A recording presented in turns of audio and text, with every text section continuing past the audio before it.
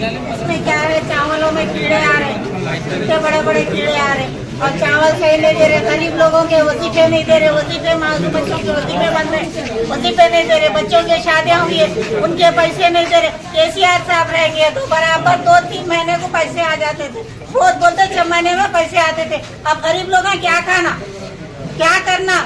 ये जो नए बैठे सो वाले हैं, हमारे से आके हैंड टू हैंड बात करो, बोलो कौन बैठे की क्या है, तो वो हमको आके बात करना।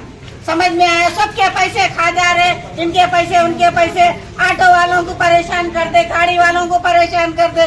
ना पुलिस स्टेशन में गए तो पुलिस वाले नहीं ले रहे, कैसा क्या करेंगे हम? क्या करना? हमको केसीआर साहब आना है, बस खत्म बात। हमारे जो सो जवान बच्चों के लिए राशन कार्ड में कीड़े आ रहे, कैसा खाना? हम भी सांगा है ना, जनवरा तो नहीं है। चावल में कीड़े आ रहे, इतने बड़े बड़े कीड़े, पूरे जाल है, कैसा खाएंगे बोलो? बारीक चावल दे रहे हैं, वही मोटे चावल ही थे पहले, कैसे साहब मोटे भी देते थे, चावल खाली लाते धो के पकाते थे, जरा भी नहीं आता था, कीड़े नहीं आते थे, धान नहीं आता था, मट्टी नहीं आती थी, कुछ नहीं आता था। अब तो कीड़े आ रहे इतने बड़े बड़े, ऐसा कैसा होगा?